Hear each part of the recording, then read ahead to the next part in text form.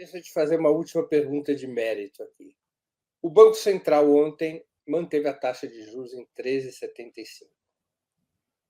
Aparentemente, não aceitou aquilo que estaria sendo ofertado pelo governo em termos de arcabouço fiscal. Há quem diga que o Banco Central optou por uma queda de braço e por uma verdadeira chantagem contra o governo, do tipo, ou nos dão o que queremos em termos de regra fiscal, ou os juros não caem, a economia vai ficar travada e o governo, politicamente, Lula vai pagar a conta por essa situação. O que o governo Lula, na sua opinião, deveria fazer frente à decisão do Banco Central? Primeira coisa que tem que se fazer, falar que a teoria do Campos Neto está errada. Tá? Que a taxa de juros depende da política fiscal. E a gente fala que ele está certo. A gente assume um pressuposto, né? A gente assume um pressuposto de que é a âncora fiscal que reduz taxa de juros. E aí a gente fica exigindo que ele sinalize com taxas de juros mais baixas o nosso esforço nessa direção. Não é isso que a gente está fazendo no debate da Great Meet? A gente fala assim... A gente é muita gente, mas o governo está fazendo isso. Perfeito. Tem total acordo com você. Então fala assim, olha, ele está sendo sacana com a gente está se esforçando pra caramba aqui para fazer uma âncora fiscal e o cara não olha isso, não olha o meu esforço. Caminho errado, você está dando poder para ele fazer isso. E aí ele fala, não é o suficiente. Eu lembro que quando teve a reoneração dos combustíveis, o Alexandre Svartman, um economista conservador ultra-reacionário, ele fala assim, parabéns, Haddad, você cortou 28 bi, agora faltam 200 bi. O Alexandre Svartman, assim como o Samuel Pessoa, vem de famílias comunistas históricas. Deve ser algum problema aí mais do lado da psicanálise. Mas históricas famílias comunistas. Não sabia dessa informação. Olha As só. tias do Alexandre...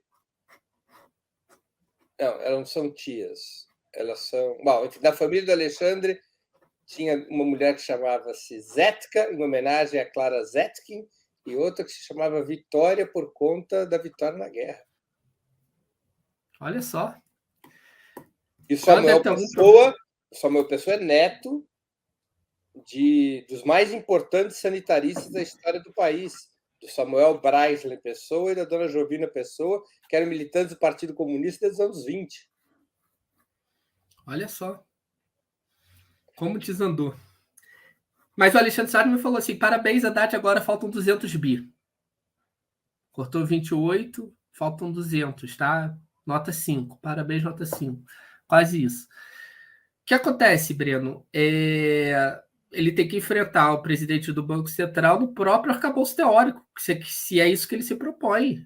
Chegar e falar assim, olha, eu tenho que gastar mais para estabilizar a relação de vida PIB. Mas, isso é o argumento teórico. Do ponto de vista prático, o presidente da República, ele é chefe do governo. Como ele deveria reagir à decisão prática do Banco Central? Há alguns caminhos, né? O Campos Neto não cumpre as metas de inflação, por exemplo. É uma justificativa, né, para encaminhar o pedido de demissão dele ao Senado, por exemplo. Tá?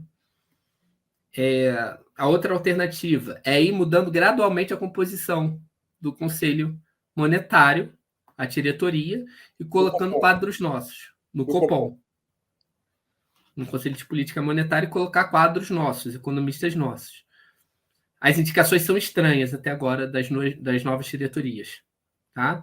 Então, você tem que começar a mudar a composição e já encaminhar aí um nome favorável. Para a nossa audiência acompanhar. O Copom, o Conselho de Política Monetária, é o órgão deliberativo da taxa de juros.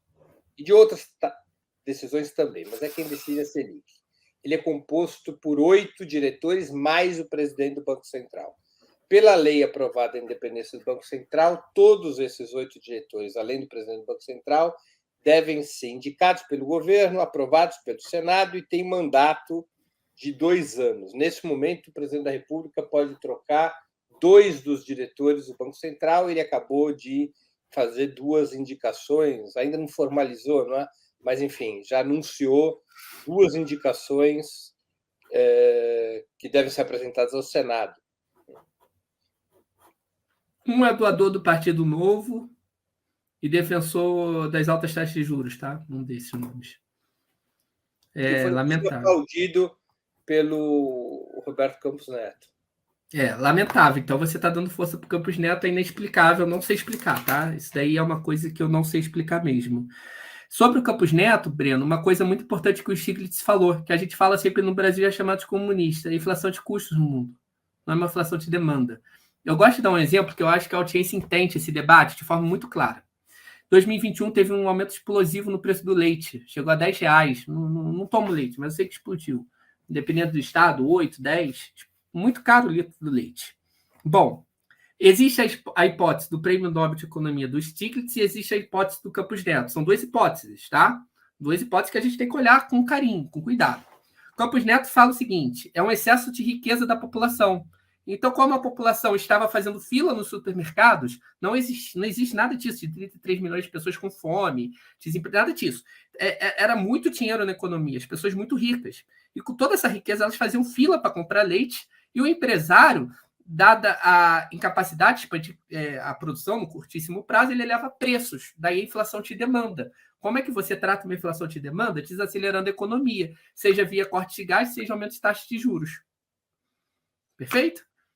Essa é a hipótese do Campos Neto. Então, a hipótese dele, que inclusive anuncia no Roda Viva, é de uma inflação de demanda.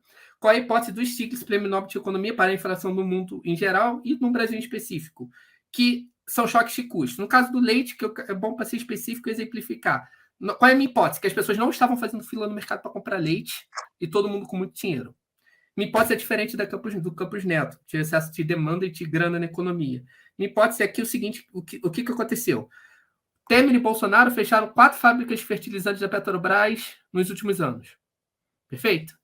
E aí, veja só que curioso o que a austeridade fiscal faz e o que esse pensamento privatista espoliativo faz. A gente começa a comprar fertilizante da Rússia. A gente começa a importar fertilizante fortemente. O que acontece? Conflito Rússia-Ucrânia. Preço do fertilizante, explode. Câmbio, alto. Preço de fertilizante lá em cima. Isso é um custo para o produtor de leite. É um custo que incide diretamente na produção de leite. O que ele faz com esse custo? Repassa para preço. Perfeito? Porque aí inflação é conflito distributivo na concepção heterodoxa. Então, quando ele tem aumento de custo, ele pode reduzir a margem de lucro dele ou aumentar o preço, reduzindo o salário indiretamente do consumidor. É conflito capital-trabalho se manifestando em inflação. O que ele faz? Dado poder de mercado. Se ele tiver poder de mercado, ele repassa para preço e aumenta a inflação. Fora isso, a gente tem o PPI da Petrobras, explosão no preço do diesel naquela época. O que aconteceu com a explosão do preço de diesel? Mais um choque de custo. O leite chega no mercado com diesel. O que acontece? Esse custo ele é repassado no conflito distributivo para os preços, para não esmagar a margem de lucro. O que acontece? Inflação. O preço do leite disparou. Perfeito? O preço do leite dispara por custo. O que eles falam? Excesso de demanda. Esse é o debate. Se é excesso de demanda, contração fiscal, aumento de taxa de juros. Ponto. O aumento da taxa de juros também tem impacto no câmbio, mas isso é outra história. O que a gente fala? Calma. Vamos resolver estruturalmente. Stiglitz, inclusive, falou uma coisa que a CEPAL sempre, os economistas brasileiros, como Furtado, Argentino Preves, sempre falaram muito, né? Você tem que fazer investimentos desinflacionários na economia. Então, por exemplo, se você tem um problema de fertilizantes, o que você faz? Você está numa dependência, a Rússia está vendendo caro. Porra, produz aqui, reativa. Se você tem um gargalo de energia elétrica, que está tornando a energia elétrica cara, e porque você está acionando termoelétrica no Brasil nos últimos anos, que roda diesel e polui para caramba, e ainda roda diesel, encarecendo o custo da energia nacionalmente, o que você faz? Porra, expande a sua capacidade de produzir em outras fontes, em outras matrizes. Perfeito? Então, esse investimento, ou seja, amplia o gasto público para reduzir a inflação. É mais gasto público que você precisa para reduzir a inflação e não o oposto. Tá? Perfeito. Economista ortodoxo, ele trata da inflação desaquecendo a economia. Tá? E economista heterodoxo, ele trata a inflação identificando as suas causas e entendendo que a inflação é de custos e se manifesta via conflito distributivo, não só custo. Custo que se manifesta em conflito distributivo.